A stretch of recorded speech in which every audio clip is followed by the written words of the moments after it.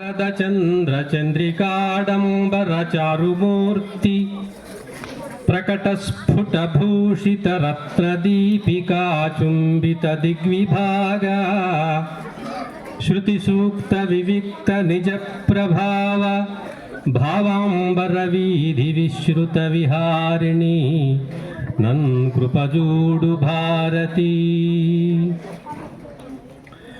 శారద నిరదెందు ఘనసార పటీర మరాళ మల్లికాహార తుషార ఫేన రజతాచలకాశ ఫణీశ కుంద మందార సుధాపయోధి సితతామర సామర వాహిని శుభాకార తనుప్పు నిన్ను మదిగానగనెన్నడుగల్గు భారతీ అంటూ అంతర్జాతీయ మాతృభాషా దినోత్సవ శుభవేళ చదువుల తల్లి సరస్వతీమాతకు శిరస ప్రణామం చేస్తూ అందరికీ మరొకమారు శుభోదయం.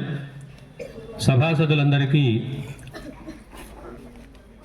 అంతర్జాతీయ మాతృభాషా దినోత్సవం సందర్భంగా హృదయపూర్వక శుభాకాంక్షలు మన మాతృభాష అయినటువంటి యొక్క తెలుగు భాషా విభాగం తరఫున అందరికీ అందజేస్తూ ఈనాటి మాతృభాషా దినోత్సవ కార్యక్రమాన్ని ప్రారంభించవలసిందిగా, కార్యక్రమానికి వ్యాఖ్యాతగా వ్యవహరించవలసిందిగా 6వ తరగతి బాలిక చిరంజీవి బెట్టిని ఆహ్వానిస్తున్నాను. దమ్మ.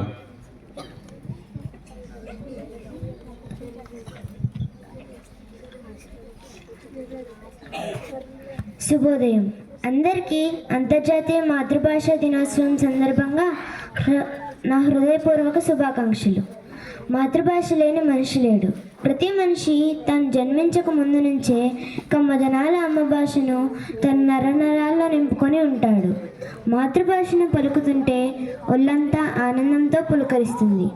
తల్లి ప్రేమలోని చల్లదనం, మాధుర్యం మాతృభాషలో నిరంతరం అనుభవానికి వస్తుంది.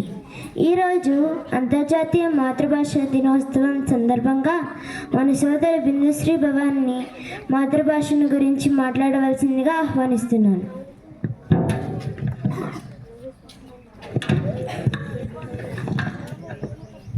శుభోదయం. అందరికీ మాతృభాష దినోత్సవ శుభాకాంక్షలు. మాతృమూర్తిపై, మాతృభూమిపై మనసున్న ప్రతి మనిషికి అవ్యాజమైన ప్రేమ, గౌరవం ఉంటుంది. అందుకే మాతృదేవో భవ అని మనకు జన్మనిచ్చిన తల్లిని మొట్టమొదటిగా స్మరించుకుంటున్నాం. తల్లి ఒడి మొదటి బడి అన్నారు. వ్యక్తి జీవితంలో మొదట నేర్చుకునే భాష మాతృభాష. జననీ జన్మభూమిశ్చ స్వర్గాదపి గరీయసి అనడంలో మాతృభూమి స్వర్గం కంటే మిన్నా అని తెలుస్తుంది. మనిషికి సహజంగా అప్రయత్నంగా వచ్చేదే మాతృభాష. శిశువు మొట్టమొదటిసారిగా తానొక భాషను నేర్చుకుంటున్నాననే జ్ఞానం లేనప్పుడు తనలో ఉన్న అనుకరణ అనే సహజ ప్రవృత్తితో తన పరిసరాలలోని వారి మాటలను అనుకరిస్తూ జీవితంలో మొట్టమొదటిసారిగా నేర్చుకునే భాషే మాతృభాష. శిశువు సౌందర్య దృష్టిని, ఆనందానుభూతిని వ్యక్తం చేయటానికి ఉపయోగపడేదే మాతృభాష. అప్పుడే పుట్టిన పసిపిల్లలు ఏడ్చే ఏడుపులు కూడా మాతృభాషలోనే ఉంటుందని జర్మనీకి చెందిన శాస్త్రవేత్తల పరిశోధనలో వెల్లడైంది. అమ్మ గర్భంలో ఉన్న 9 నెలల్లో చివరి 3 నెలల సమయం తల్లి మాటలు వింటూ పిల్లలు మాతృభాష గురించి, దాని ఉచ్చారణ గురించి తెలుసుకుంటారని, పుట్టిన తర్వాత వారి ఏడుపు అదే భాషను ప్రతిఫలిస్తుందని తెలిసింది. పిల్లలు వివిధ రకాల ధ్వనుల్లో ఏడ్చే సామర్థ్యాన్ని కలిగి ఉన్నప్పటికీ మాతృభాషకే ప్రాధాన్యం ఇస్తున్నారని ఈ పరిశోధనలో తెలిసింది. అమ్మతో అనుబంధాన్ని పెంచుకోవటం కోసమే శిశువు తనకు తెలిసిన మొదటి విద్యను ఇలా ప్రదర్శిస్తుంటాడు. ఇక మన మాతృభాష తెలుగు. చక్కని పలుకుబడులకు, నుడికారాలకు తెలుగు భాష పుట్టినిల్లు. చక్కని కవితల అల్లికలో జిగిబిగిని ప్రదర్శించగల నేర్పు ఈ భాషలోనే వీలవుతుంది.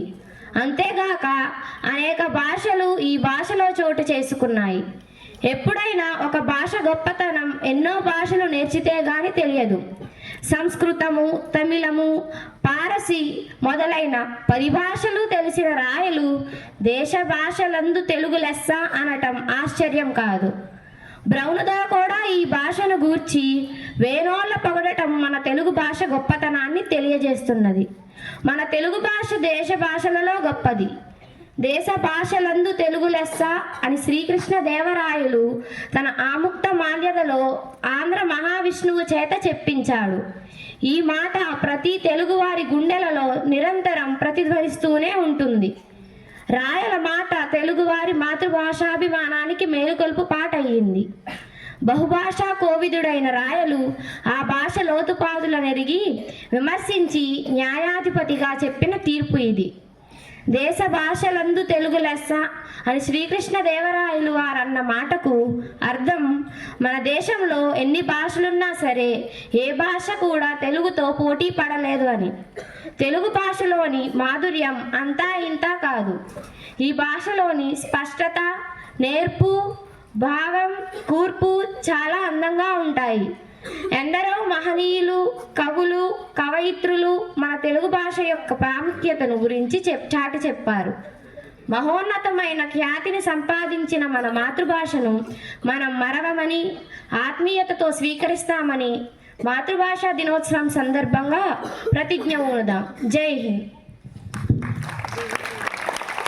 చౌదరి, ఇప్పుడు మన సోదరుడు మోహన్ సిద్వి మాతృభాష గొప్పతనాన్ని స్పష్టం చేసే ఒక కథా సన్నివేశాన్ని వినిపించడానికి సిద్ధంగా ఉన్నాడు. సోదరా, నీకు ఇదే స్వాగతం. ఈ మాతృభాషా దినోత్సవ శుభాకాంక్షలు. నా పేరు మోహన్ సిద్వి. నేను ఈరోజు మాతృభాష అనే ఒక కథను మీకు వినిపించడానికి మీ ముందుకు వచ్చాను.